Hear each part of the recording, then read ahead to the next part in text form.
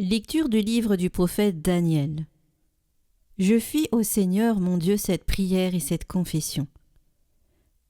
À toi, Seigneur, le Dieu grand et redoutable, qui garde alliance et fidélité à ceux qui l'aiment et qui observent ses commandements. Nous avons péché, nous avons commis l'iniquité, nous avons fait le mal, nous avons été rebelles. Nous nous sommes détournés de tes commandements et de tes ordonnances. Nous n'avons pas écouté tes serviteurs, les prophètes, qui ont parlé en ton nom, à nos rois, à nos princes, à nos pères, à tout le peuple du pays. À toi, Seigneur, la justice, à nous la honte au visage, comme on le voit aujourd'hui pour les gens de Juda, pour les habitants de Jérusalem et de tout Israël. Pour ceux qui sont près et pour ceux qui sont loin, dans tous les pays où tu les as chassés, à cause des infidélités qu'ils ont commises envers toi. Seigneur, à nous la honte au visage, à nos rois, à nos princes, à nos pères, parce que nous avons péché contre toi. Ô Seigneur notre Dieu, la miséricorde et le pardon, car nous nous sommes révoltés contre lui. Nous n'avons pas écouté la voix du Seigneur notre Dieu, car nous n'avons pas suivi les lois qu'il nous proposait par ses serviteurs les prophètes.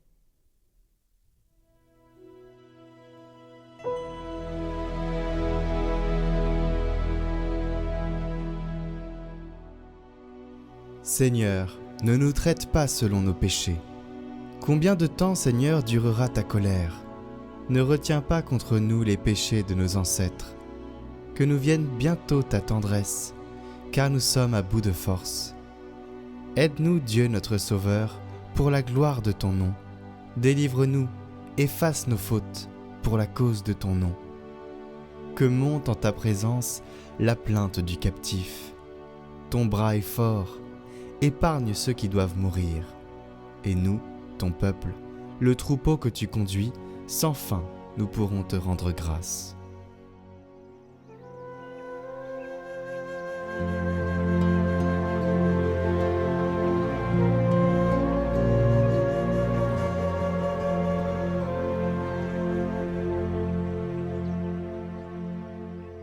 Évangile de Jésus-Christ selon saint Luc.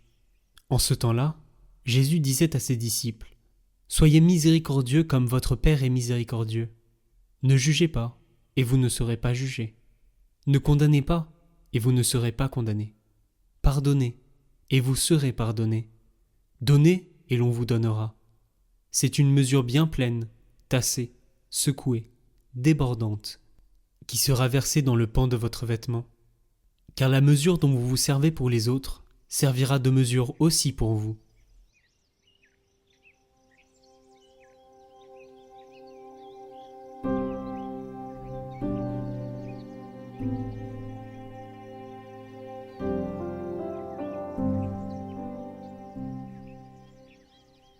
Montrez-vous miséricordieux comme votre Père est miséricordieux. Il ne s'agit pas d'un slogan à sensation, mais d'un engagement de vie. Si nous considérons l'histoire du salut, nous voyons que toute la révélation de Dieu est un amour incessant et inlassable pour les hommes. Dieu est comme un père ou comme une mère qui aime d'un amour infini et qui le déverse en abondance sur chaque créature. La mort de Jésus sur la croix est le sommet de l'histoire d'amour de Dieu avec l'homme. Un amour tellement grand que Dieu seul peut le réaliser. Il est évident que comparé à cet amour, qui n'a pas de mesure, notre amour sera toujours en défaut. Mais quand Jésus nous demande d'être miséricordieux comme le Père, il ne pense pas à la quantité. Il demande à ses disciples de devenir un signe, des canaux, des témoins de sa miséricorde. Et l'Église ne peut être que le sacrement de la miséricorde de Dieu dans le monde, à chaque époque et envers toute l'humanité. Chaque chrétien est donc appelé à être le témoin de la miséricorde, et cela a lieu sur le chemin de la sainteté. L'amour miséricordieux est donc l'unique voie à parcourir. Comme nous avons tous besoin d'être un peu plus miséricordieux, de ne pas parler mal des autres, de ne pas juger, de ne pas décortiquer les autres avec les critiques, avec les envies, avec les jalousies. Nous devons pardonner, être miséricordieux, vivre notre vie dans l'amour. Cet amour permet aux disciples de Jésus de ne pas perdre l'identité reçue de lui et de se reconnaître comme des enfants du même Père.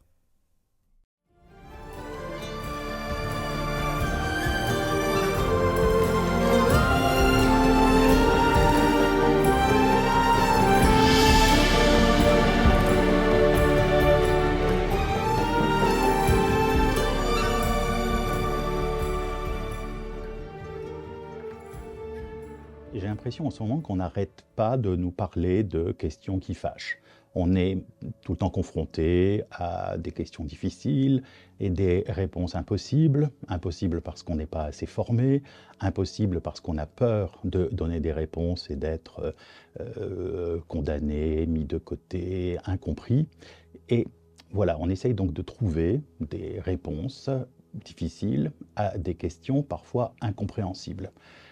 De quoi est-ce que je veux parler? Eh bien, je veux parler des questions de société qu'on aborde actuellement. On nous parle, voire même pas tant que ça, on nous parle de l'euthanasie, on nous parle du mouvement LGBT, on nous parle de wokisme, on nous parle de disparition de culture, on nous parle de guerre, de danger, de choses, de danger absolument qui vont conduire à des situations absolument inédites et irréversibles.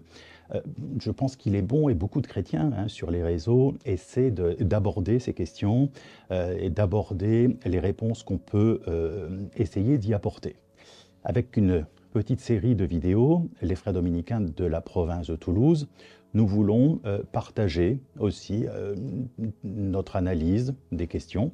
Elles nous sont posées par la société, on les voit, mais on a un peu le nez dans le guidon, si vous voulez. C'est comme si sur un tableau noir, on nous écrivait une question et qu'on avait le nez collé au tableau noir. Il faut prendre ce qu'on appelle du recul.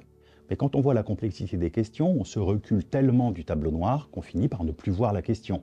Et c'est dangereux, si vous voulez, quand on doit donner des réponses et qu'on ne comprend pas l'enjeu des questions.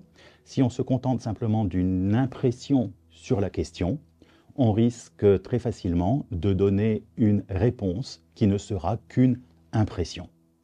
Alors voilà, sans prétention, nous devons avoir le courage de nous situer devant les problématiques qui nous concernent aujourd'hui, qui nous concernent dans la politique, qui nous concernent dans la vie morale, qui nous concernent dans la vie de société. Et dans la vie morale, on peut ajouter, notre vie, notre relation à nous-mêmes, sans oublier non plus notre relation avec Dieu. Bref, que l'existence tout entière de chacun et chacune d'entre nous soit une question, voire un mystère, ça n'est pas un scoop. Que la société puisse poser des problèmes politiques, ça n'est pas un scoop.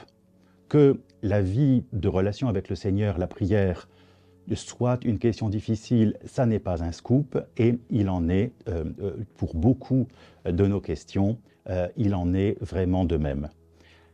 Alors essayons de les lister.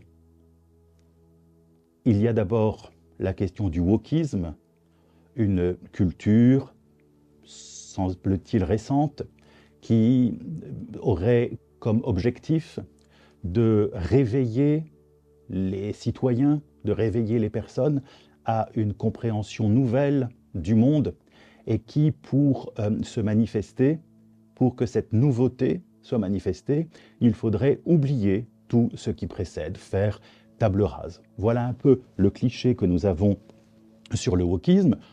Un cliché, ce n'est pas nécessairement une erreur, c'est une manière de voir un peu trop rapide et brève, mais voilà, une question qui nous concerne, spécialement les chrétiens, qui nous enracinons sur une tradition que nous voulons vivante, un Dieu, Jésus-Christ, vivant parmi nous, mais qui a parlé au long des siècles, qui a parlé sur terre au jour de son incarnation, qui a parlé avant l'incarnation par la bouche des prophètes, par la transmission de cette tradition ancienne. Tout effacer de notre passé, ça peut être une solution de facilité parce que ce passé n'a pas toujours été glorieux, mais c'est aussi se couper de tout se couper de nos racines et de notre passé. Les racines et le passé, c'est ce qui permet de vivre le présent.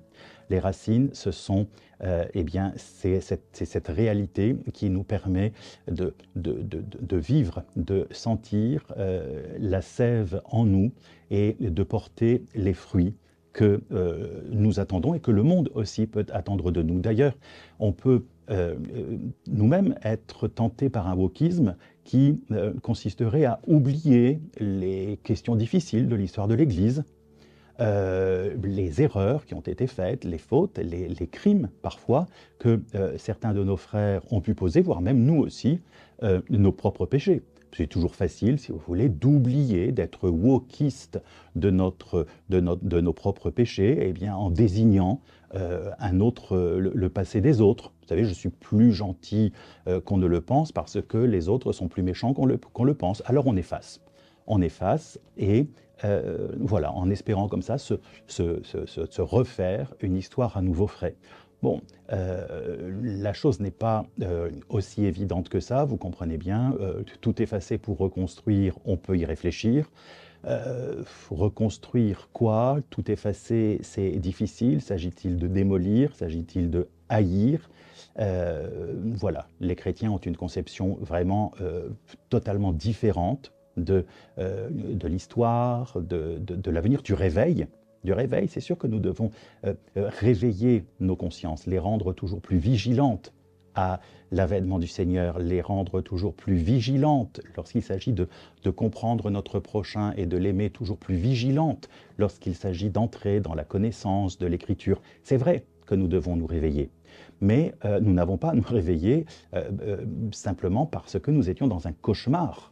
Nous étions en train de nous réveiller parce que nous étions dans la connaissance, dans l'inconnaissance. Nous étions probablement dans le péché. Nous étions probablement dans les ténèbres de l'orgueil, de l'individualisme, de la tristesse parfois. Nous devons nous réveiller. Mais ça ne veut pas dire que nous étions nécessairement dans un cauchemar. Voire même, ce réveil pourrait être une manière un peu ridicule, superficielle, de penser que nous étions justement dans un cauchemar et que désormais nous allons être dans un monde parfait. Si le wokisme c'est ça, si le wokisme c'est vouloir renaître à moindre frais ou renaître dans la mesure où nous aurons détruit les autres, eh bien ça ne peut pas être une vision chrétienne, parce que la vision chrétienne consiste à faire ce que le Seigneur a fait, c'est-à-dire à assumer toute l'histoire de l'humanité, ses gloires et ses défaites, sa beauté et son péché, et entrer tel que nous sommes dans une mémoire de la présence de Dieu parmi nous, qui nous invite à nous laisser aimer par Dieu et qui nous invite à comprendre que les fruits que nous avons apportés sont des fruits d'éternité dans la charité. Vous voyez, donc vraiment rien à voir. Mais est-ce que nous devons penser alors les choses simplement en termes d'opposition? Non, ici je ne fais que prendre un exemple sur une question.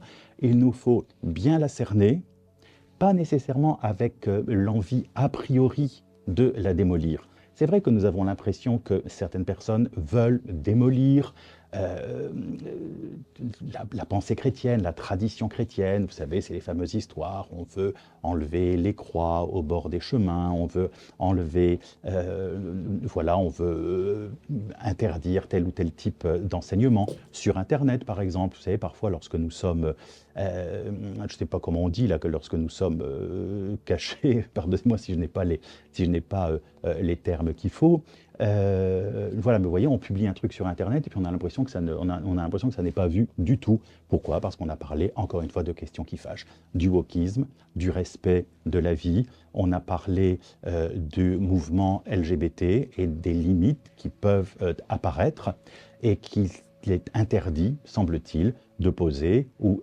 interdit, semble-t-il, même de questionner. Vous posez aujourd'hui une question sur l'une de ces réalités, eh bien, vous êtes considéré comme une menace et comme quelqu'un qui est phobique, qui déteste la question qu'il pose. Alors que, au contraire, n'importe quelle intelligence humaine comprend que si nous avons une question à poser, et si nous voulons la poser réellement, eh bien, il faut aimer cette question. Si nous posons la question sur la vie, c'est parce que nous aimons la vie. Si nous posons des questions sur la morale, c'est parce que nous aimons le bien. Si nous posons des questions sur la vie politique, c'est parce que nous aimons le bien commun. Si nous posons des questions sur la spiritualité, c'est parce que nous aimons la présence de Dieu dans notre vie et nous aimons l'humanité en face de Dieu. Si nous posons la question des intégrismes religieux, c'est parce que nous aimons la religion.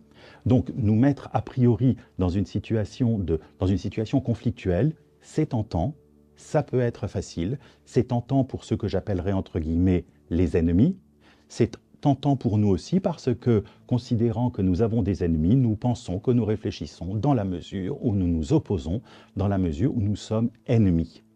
Eh bien, le Seigneur nous invite, et là c'est un peu une grosse baffe, le Seigneur nous invite lui-même à aimer nos ennemis.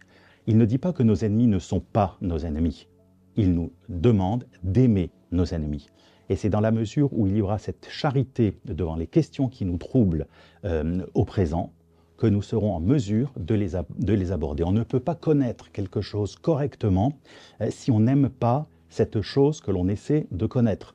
Alors il ne s'agit pas d'aimer le mal, mais il s'agit de chercher le bien dans toutes les réalités possibles et inimaginables. Certaines ne comportent pas de bonté en elles-mêmes. Eh bien, il faut alors montrer que le chemin était un chemin de perdition pour se ressaisir et continuer à œuvrer ensemble dans la recherche de la vérité. Et vous voyez, ici, il y a un lien assez percutant, me semble-t-il, entre l'observation des situations dans lesquelles nous sommes, l'observation, 2, l'analyse, une analyse qui est rationnelle, une analyse qui est philosophique, donc observation, analyse philosophique et analyse aussi selon notre foi, analyse théologique. Il faut donc, pour aborder les questions qui nous intéressent et pour essayer d'apporter des réponses, accepter de les voir, non pas telles que nous les imaginons, non pas avec peur, mais dans la bienveillance et dans la confiance, non pas comme des collaborateurs, des idées mauvaises auxquelles nous sommes confrontés, mais comme des pacificateurs. La vérité nous rend libres, parce que la vérité nous permet de mieux comprendre, de mieux nous comprendre. Nous devons continuer socialement à vouloir, et religieusement aussi, à vouloir vivre la paix qui vient de Dieu, la vivre ensemble. La paix, je vous donne ma paix, dit le Seigneur. Non la paix qui vient des hommes, mais la paix qui vient de Dieu. Cette paix que nous essayons de faire sur un mode naturel nous est donnée aussi sur un mode surnaturel. Notre effort est nécessaire, la présence de Dieu qui nous est donnée est aussi nécessaire. Alors les questions, je disais, il faut les voir, les observer, il faut les analyser et il faut les présenter par notre cœur et notre intelligence à la vérité de l'Évangile, à la vérité théologique. Mais théologique, ce n'est pas un gros mot. Théologique, c'est présent devant Dieu, dans la sagesse de Dieu, pour écouter le bon Dieu. Et vous voyez, questionner et répondre, ça n'est pas alors quelque chose de strictement individualiste. C'est pas quelles sont mes peurs, quelles sont nos peurs et quelle petite réponse toute faite je vais faire. Si c'est ce que vous attendez et si vous m'avez suivi jusque maintenant, ce qui est très peu probable selon les statistiques de YouTube, si vous m'avez écouté jusque maintenant et que vous attendez de notre part, des frères dominicains, des réponses toutes faites, eh bien vous pouvez immédiatement chercher ailleurs. Si vous attendiez le moment où il fallait zapper, vraiment c'est maintenant. Le reste ne vous intéressera absolument pas. Si en revanche, vous essayez de réfléchir avec nous, nous ne réfléchissons pas à votre place. Ce serait débile. Ce serait débile, réfléchir à votre place. Encore une fois, il faut zapper. Que le type soit chrétien ou non, s'il pense à votre place, vous zappez.